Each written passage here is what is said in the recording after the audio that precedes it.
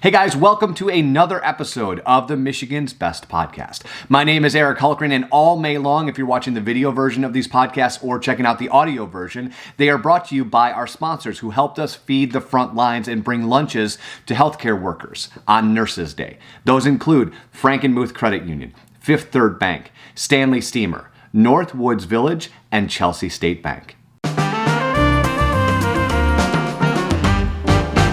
Sherman from MLive and Michigan's Best, and I'm here with my good friend Ace Marasigan. That's perfect, Amy. Hey, look at it. You just know how to say it. I do. Well, Ace, you're a big part of the Grand Rapids Asian community, and you actually are one of the founding members of the GR Asian-Pacific Festival, correct? That's correct. My wife and I started in 2016. We both had a dream of putting something together for our boy. Our boy was only 3 years old in 2016, and we decided we can't just keep complaining that there's nothing for the Asian community. We had to do something, and lo and behold, we did something. Which is pretty amazing. Why was this so important to you? Why did you feel it was really missing in the Grand Rapids area? There's a large Asian population here in West Michigan, right? You know, what's weird is in the 2010 census, it's only showing that there's only 3% Asians, which I'm actually challenging that. So I can't wait to see what the 2020 census looks like. I would challenge that number. So it's been decided, there are many different festivals that we have in the community, but there's nothing that's geared towards the Asian community. So when we say the Asian community, since I'm fairly obviously not Asian, what does that encompass? Because it's a really large area of the globe, and there are a lot of different nationalities that fall under that banner, right? I'm so glad you asked this question, because when people talk about Asians, most of them, I believe most are referring to the East Asians. Southeast Asian, so that encompasses the Chinese, Filipino, and Korean. But Asia is so big, right? There's more than 40 plus countries, and we expanded it. It's such a big group of people, it's so diverse, and it's hard to just say, hey, we speak in one language, but we don't. We all have different languages, so communication is also challenging. But when you say Asia, we're talking about multiple countries. Exactly. So that had to be kind of hard to make sure that all of the differing cultures were represented in one festival in Grand Rapids. How did you guys approach that? So that is a challenge that we're still wrestling right now, because there's so many things that we want to represent. But the best way that we have done that, we believe, is to study the makeup of our own community right now, who makes up most of Asia, and so you will see a lot more of those people represented in our festival. But we're slowly introducing, and by doing that, we're actually learning that there are more pockets of groups out there. Last year, it was a surprise for me to know that there are communities from Micronesia in the Holland area, and a country that you haven't heard for in a while, and you're kind of surprised that they actually are living in the Holland area. That's interesting, because I was just gonna ask you, what groups surprised you that kind of came out of the woodwork and were like, hey, we're here, you had no idea. That's fascinating. I love that. Well, now this year the Asian Pacific Festival is actually canceled, correct? That is correct, and we did that because we want to make sure our community is safe, and we want to be able to celebrate together when it's safe to do so. And when we celebrate, we have to be together, right? And we can't do it in the fashion that we have to stay 6 feet apart. There's just no way for us to be able to celebrate that way. Which is unfortunate, but it's the right choice. So we salute you for that. We'll look forward to 2021 and when we can all get back together downtown Grand Rapids and celebrate it again. Now, in the meantime, the Asian community is really, from what I'm seeing, you guys are really coming together and providing some much needed support for your members. What have you guys been up to? So what I'm excited about this, Amy, is because, so now we could shift our focus towards how do we help our community? How do we help the people around us beyond the Asian community? So some of the things that we've done, we've been highlighting in our group, what are strong efforts from the Chinese and the Vietnamese community to provide masks, PPE, protective gears for our frontline people. And our group started to realize that we're more effective if we actually collaborate with groups as opposed to us inventing our own program. So recently we partnered up with our friends from The Only Bean, Asian-owned business, and they created this thing called COVID Guard Fund, which provide really low-cost disposable masks for the community. Now, people can buy it for 50 cents a piece, which I've seen in the stores for upwards of $5 for 3 masks. And all the proceeds of this fund, we're also donating it back to purchasing more protective gear for our frontline people. And it's so interesting to see how the community just kind of come together, and it's inspiring. Like our friends from Kim Nung, the Asian store and division, they decided to donate over 4,000 pounds of rice, Amy. Oh my gosh. Is that where you were moving around yesterday? Part of it yesterday. I said I'm going to help them out unload a truck yesterday, and that was a really bad choice for me. But a good choice for others. I feel like I'm not built for that. They're definitely strong guys. But I was so surprised when they said, "Hey, Ace, we want to donate to the community. We want to entrust you guys with 4,100 pounds of rice." And such a blessing to be able to bring bags of rice to Mel Trotter, to Dégagé, knowing that we're able to help those who are definitely are at risk right now. A bag of rice a 25-pound bag of rice could feed 100 people. I mean, that to me is big. That is. I love that. And I like that it's rice. I think that's pretty appropriate. I was reading an article, I think it was on the New York Times, about an Asian American girl whose mom was freaking out at the beginning of the pandemic because she had an American amount of rice. She needed to get her butt to the store to get an Asian amount of rice, which meant the 25-pound bag. That's funny, because if you look at my cupboard right now, I probably have about 60 pounds of rice. Oh my goodness. I love that. Hello, you can come on in. It's no big deal. Is that Red? Hello. Red, you want to say hello to Auntie Amy? Hi, Auntie Amy, but let me tell you something. Can you tell me later? What? Can you tell me later? Okay, I'll be right there. Thanks, Red.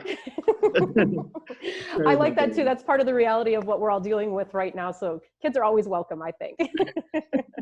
So you guys are truly giving. He's a blessing. I'm sure having a kid right now is definitely a blessing. It's a nice distraction. So what other groups are you partnering with? Are there other Asian groups that are involved, or churches, or how else are you getting not only the product out there, but doing some of these good works in the community? Well, we are just partnering up with as many people who wants to do more.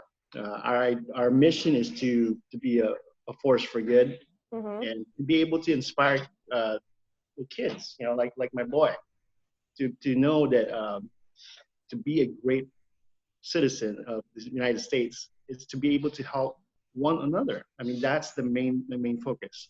So groups, if you're mentioning groups, we're just partnering up with any groups that would want to help out beyond the Asian community. Because I mean, the understanding is to be an actual, to impact more, we have to do more than beyond the Asian community.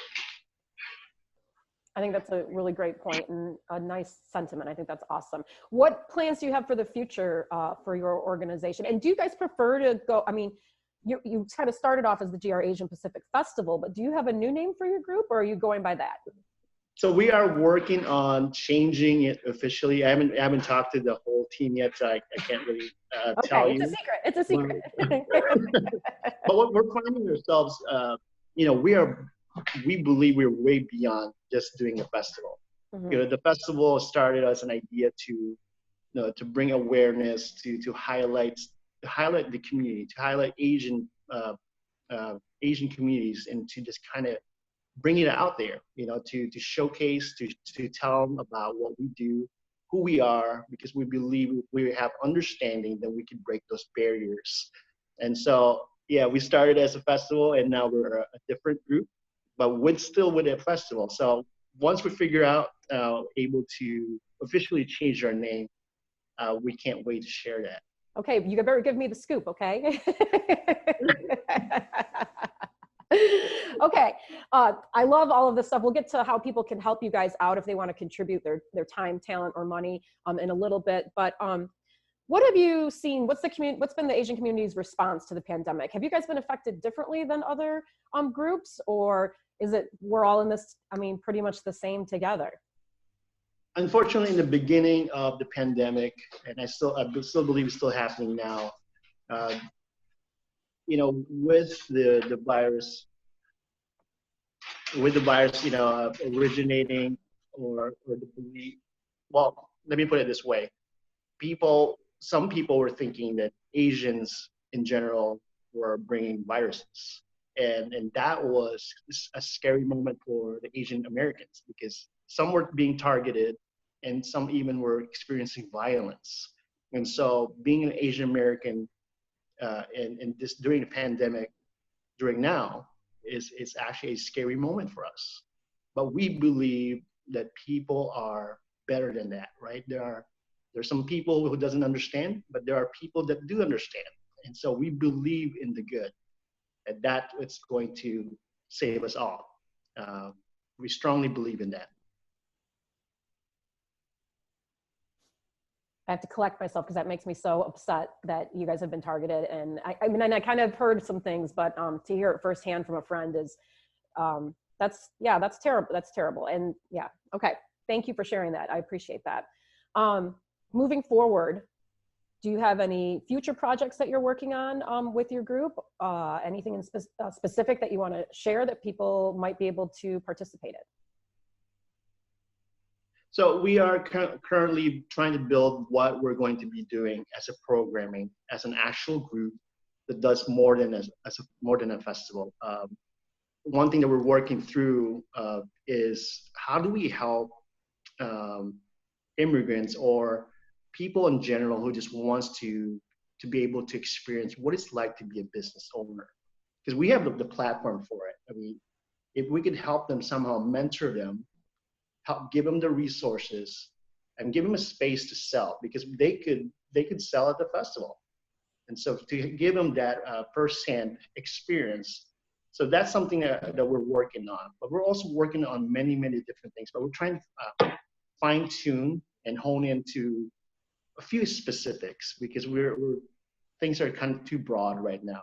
We just want to make sure we are targeting and we're using all our resources in a couple directions. I like that, because sometimes the big picture is a little too big. So you got to find those smaller ones. That sounds amazing. Okay, now another question I have for you, and this is a personal question because I am a chef, as you know. I want to hear about the hot pot. So the other day, Ace got a new hot pot for his family. And first of all, tell people what a hot pot is, in case they don't know, and what it's used I have never had a hot pot before. I've never had a hot pot before, and the hot pot experience is it's kind of like having your own fondue set, if you could put it that way. It's basically having your own like little steaming hot broth in front of you, where you could put in your vegetables and your meats, and having that communal experience with your family. Actually, I have it right here with me. And do you really? That's fantastic. Massive. Oh, there it is. Where did you get it from? I love it. So they're good friends from Kim Noo. Okay. Yeah, they realized that I've never had a hot pot before. and they said, Ace, you got to have this because this is something that you could do with your family for family night. And I thought it was great. And we tried it out the other day.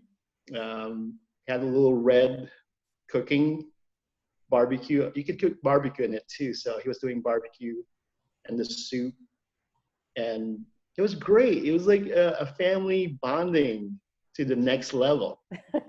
That's what I like about it, is that communal aspect that we're all missing that so much right now. And with the hot pot, yeah, you're all in it kind of together and you're working on it and so much fun. Now the place that you mentioned is in Grand Rapids. Are they selling these? Are these available for purchase? They are available at the store. And those guys are great. And those are the guys who worked me out yesterday. And if they invite you to unload a truck full of rice, just say no. And tell me the name of the business again. It's on Division in Grand Rapids, you said. On Division in Grand Rapids, it's called Kim Nung, KIMNHUNG Superstore, and you can see it Division at 36th Street. I love it. I'll put a link in the post if anybody's interested in maybe trying their own hot pot, which I think is a super fun thing to try. What a great time to try something different and maybe learn a little bit more about Asian cultures at the same time, right? Right, and so some of the things that we've been doing in our Facebook page is teaching people how to cook different things. So we figured we'd use the Facebook page to be more engaging and talk about community members, talk about traditions, and talk about how to cook certain things. I love that. Well, I got to get on that Facebook page. I'll put a link in the post for that as well. If people want to get some cooking tips and things like that. Ace, if people want to find out more information about what you're doing with the Asian community here in Grand Rapids, where do they go? So right now you could just visit us on the Facebook page, Grand Rapids Asian-Pascific Festival. We also have our website, grapf.org. It's a mouthful.